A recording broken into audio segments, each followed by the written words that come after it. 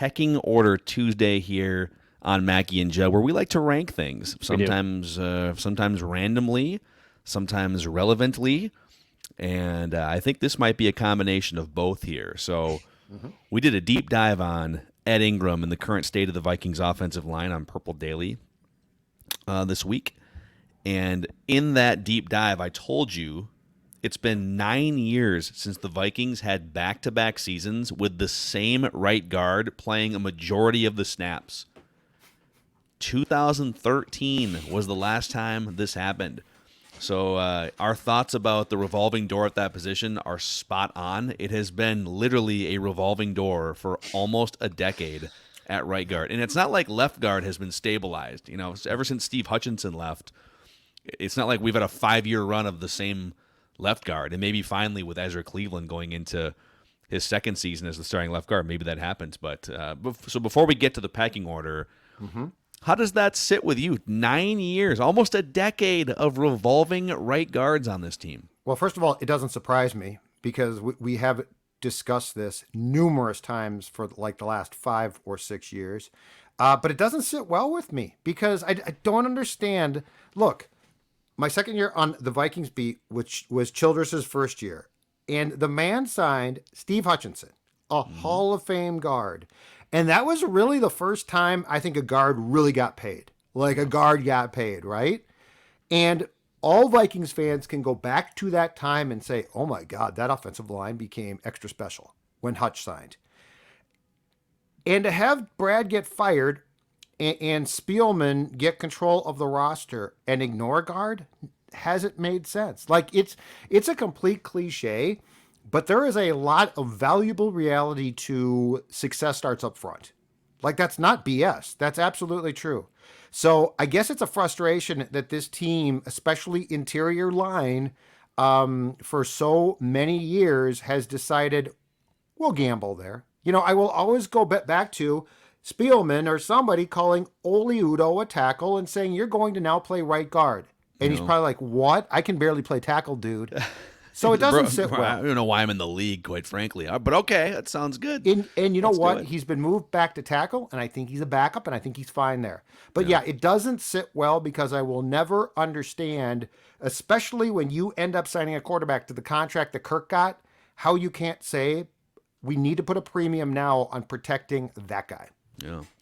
Well, maybe they have finally done it. Maybe Ed Ingram is the multi-year solution, second-round draft pick. Maybe he's the multi-year solution at right guard. I think he is. I think he's shown up in the offseason workouts in the first preseason game. We will find out if he actually makes it to the top of the right guard mountain here for the Week 1 game against Green Bay. But in the meantime, I have for you guys a ranking of all of the guys who have played right guard, or the guys who've played the majority of the snaps at right guard in a season dating back to 2013, ranked from worst to best. Football. Some of these names you're going to have forgotten about, and I will trigger your memory. Some of them you will laugh at. There's a couple that you might not remember how well they actually did play. Hasn't been a total dumpster fire for those 9 years. But let's start at the bottom. We'll start at the bottom of the porta potty here, the right guard porta potty. The absolute worst right guard of the last 9 years for the Vikings. Can you guess?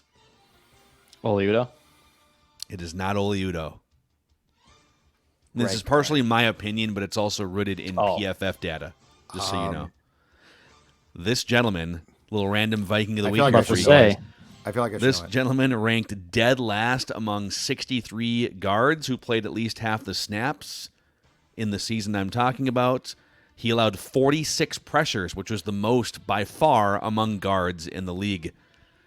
And I think he was really bad the year before in part-time duty, and the Vikings brought him back inexplicably. No. Pat Elflein? No, he was a left guard. He played left guard. Who is it? Dakota Dozier. Oh, 2020. See, I knew I would forget. Yeah. I have actually tried to purge this all from my cranium. 2020. I'm going to give you the because there's a couple guys that do show up on this twice, or one for sure. So I'm going to give you the year and the name. All right, so 2020 Dakota Dozier is the worst. He was the worst right guard in the NFL, just straight up. Okay, number 8 is 2021 Oli Udoh. He was bad. He wasn't quite Dakota Dozier bad. but he was rated 53rd out of 63 qualified guards, and he allowed 45 pressures, which is the 5th most of any guard in pass protection. This is really depressing. Keep going. Okay, number 7 here. 2016, Brandon Fusco. I think this is post-pectoral injury Brandon Fusco. Friend of the show. Friend of as the Declan show. likes to say. Great guy. All-time great guy. And he was rated 52nd out of 62 guards in 2016. 34 pressures allowed, and he missed a few games and still had the 14th most pressures allowed among any guard, left or right, in the NFL. Okay. Okay. All right, number 6. 2019 Josh Kline, or as That's Judd my guy. called him, the guy from the Titans. Yeah, Klein. Clean. I couldn't remember how to pronounce Clean. this. I thought it was a weird pronunciation, but I've just, again, purged it from my mind. I thought it was Klein. Is it not Klein? You're It's probably Klein. right. No, it's Klein. I'm It's just def- saying. It's definitely Josh I Kline. just purged it from my memory because I just don't need to remember it anymore. Josh Kline. Yeah. He Yeah. was rated Plays 37th. left wing for the Montreal Canadiens. Kline down the wing. He was rated not too bad, 37th out of 63 guards in 2019, so below average. Here's the thing, though. He combined the games that he didn't play. Guess who did? Dakota Dozier was the other starting right guard. Klein played the majority. Dozier played some, and combined, if you add them up to equal one right guard, they allowed 39 pressures, 6th most in the NFL among guards in 2019. I got a question for you. Do you recall, and I don't know if this applies to Dex too, it probably does, but when we were in high school, they used to like show you scared straight films, like don't drive like a fool, don't do drugs. DMV. How do you watch the Dakota Dozier film and not get scared straight on right guard?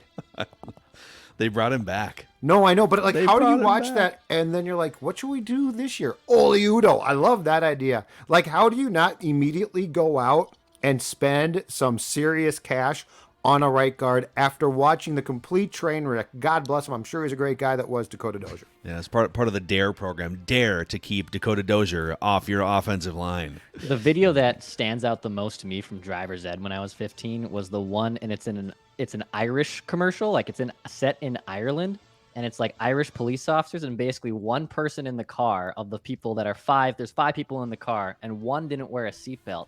And throughout this crash, this person is just a projectile missile that kills every person in the car. And it like stood out. I'm laughing, like, but it's so- Pinballing around or how? Yes. And like to Judd's Wow. point, like it stood out to me so Yeah. much. I was like, man, everyone better be buckled in this car because I'm not going to be Yep. killed by the projectile that is the human body that's going to be. flying Ireland's around out if I too. hit Then it. you're not Yeah. going to go drive there. No. Dude, I remember, Driver's Ed, they would show video and photos of just mangled cars, like Jaws of Life situations, and I think they may have showed us some dead bodies. I can't fully remember, but their whole goal was to scare you into driving 32 miles an hour in the right lane. Anyhow, okay, number 5, as we count our way from the worst to best, air quotes for best, Right. revolving door right guards. Another one that I totally forgot about, but he was a free agent signing before the 2018 season. Mike Remmers Oh yeah. eventually started in a Super Bowl, Yeah. right? Yeah, Look at and these. didn't they when was it Nick Easton got hurt? Somebody got hurt late in 17, and they like moved him around, and he went from being Yeah. serviceable to being bad. He got moved to like a tackle. There was some weird, or he moved from tackle to guard. Something was. It was wrong. very dumb. It didn't work out well at all. It didn't work out as intended. It was very Well, dumb.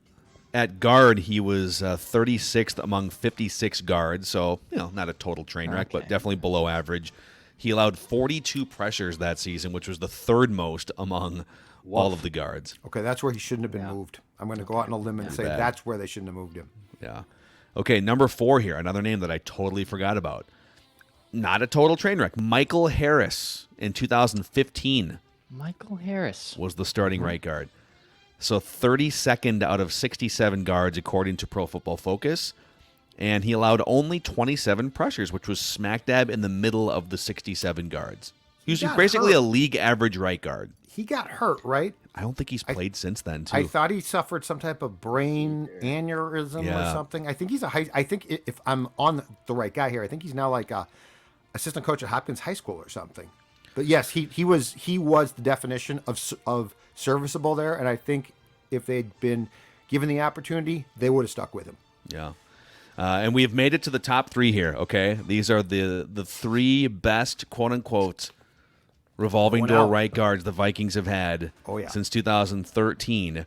And these top 3, I would probably bet the under on pressures allowed compared to the others. Declan, where can people maybe do that? They can do that at Underdog Fantasy, the best and easiest way to play fantasy sports. And you know what? Let's highlight my guy Hayden here. He sent in this slip for me. We say nice. Show us your cans on Surly. Show me your slips. I want to see your betting slips here. Okay?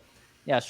That's okay. Show me your slips because Hayden cashed out a $5 bet for a $100 5-leg parlay here. He had over Jalen Naylor, under Chris Archer pitch count, which is the easiest under of all time, over of 102 passing yards for Kellen Mond. Over 33 rushing and receiving. That's right. Rushing and receiving. Underdog provides that for Ty Chandler. And then over 6.5 points for Carlos Correa. A $5 bet for my guy Hayden turned into $100 for him. So shout out to him from Underdog Fantasy. You can get in on this action too. You can download the Underdog Fantasy app, use promo code SCORE when you enter, and they'll match your first deposit up to $100. Some great pick'em options, fantasy football. There's plenty of options on Underdog Fantasy. Go download the Underdog Fantasy app.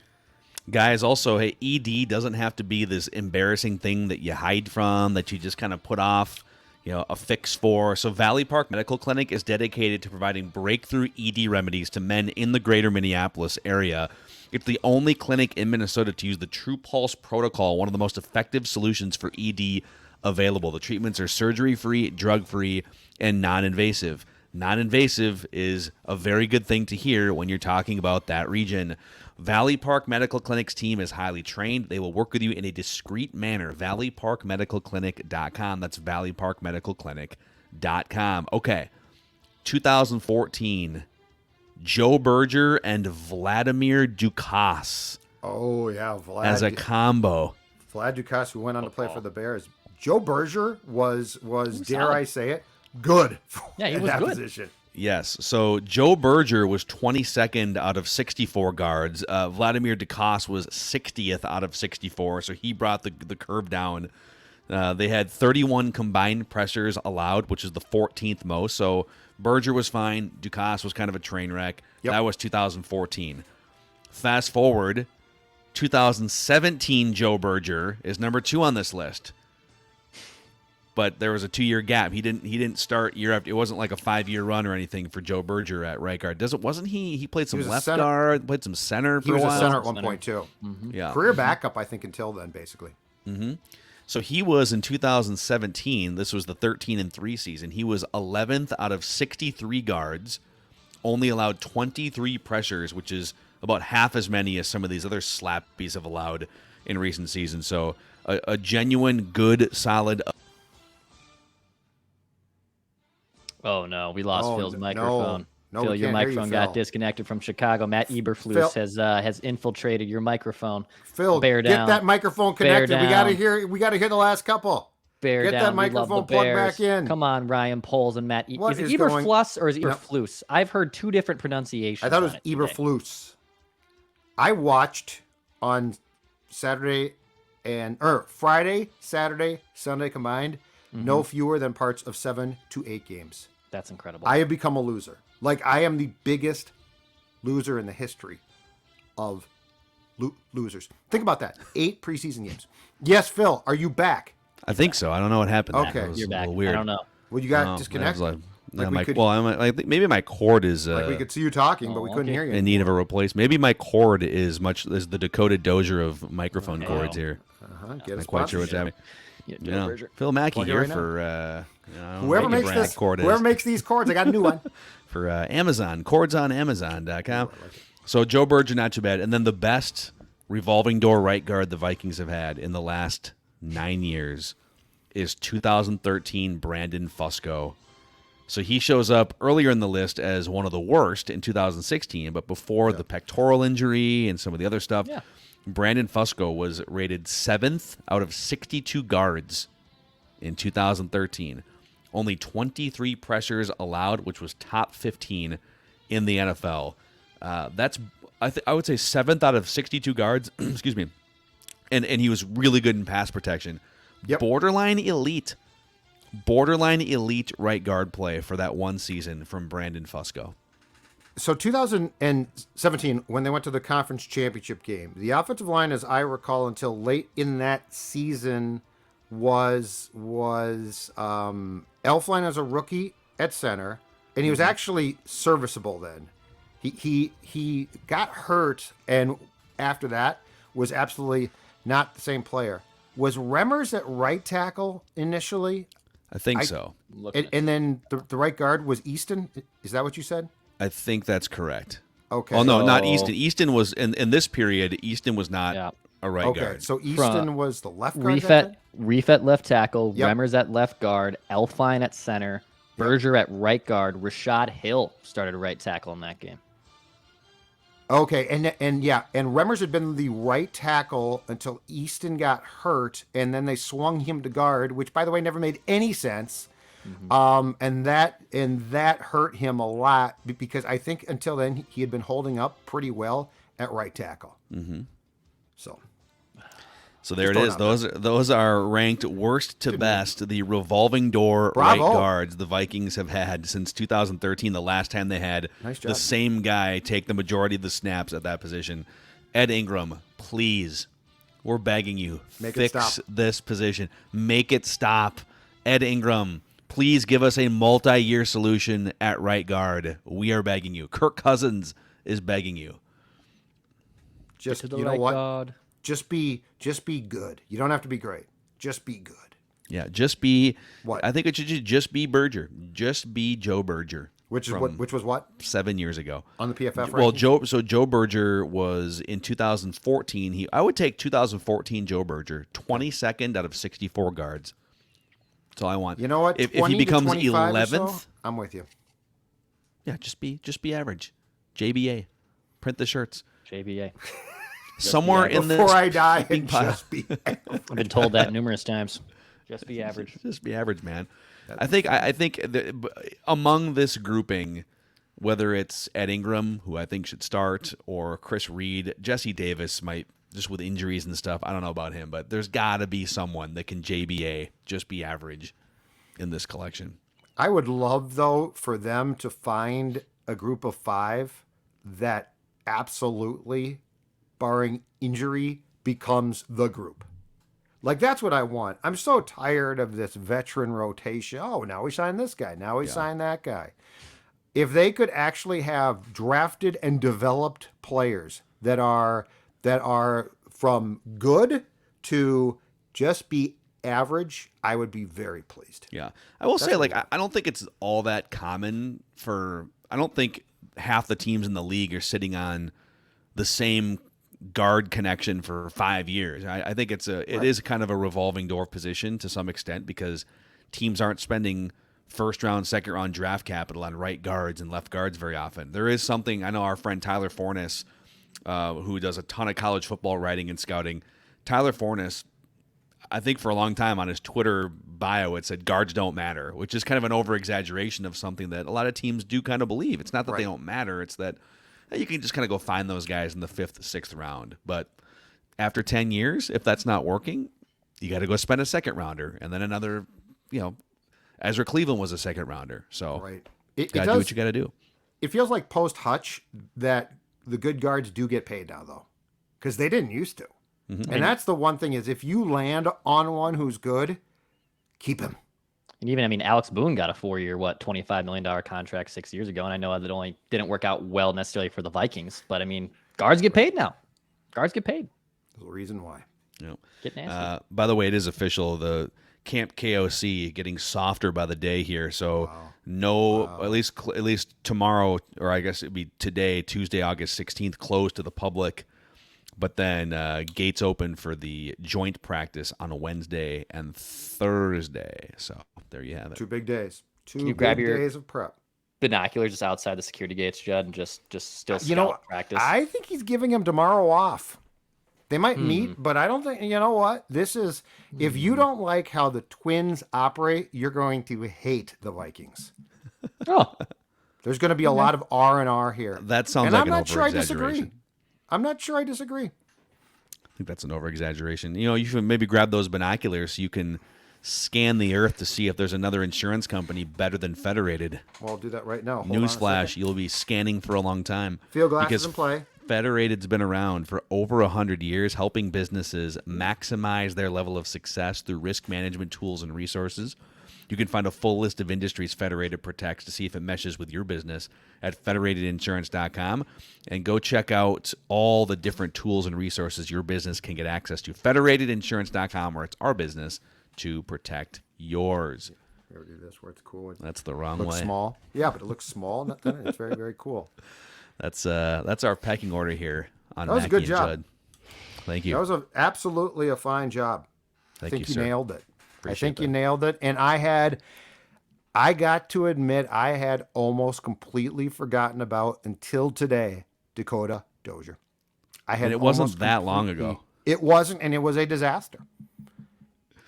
I think Vlad Dukas, when he started, I don't think he played that much, right? Like, I think it was just an It was like injury, and then he 250 got snaps back or so. in. It was like three Christ games. almighty, I had forgot that too. In fact, he's the famous one where they were talking to Teddy in the locker room. Might have been Teddy's rookie year, and Teddy said, "This isn't my team. This is Vlad Dukas's team."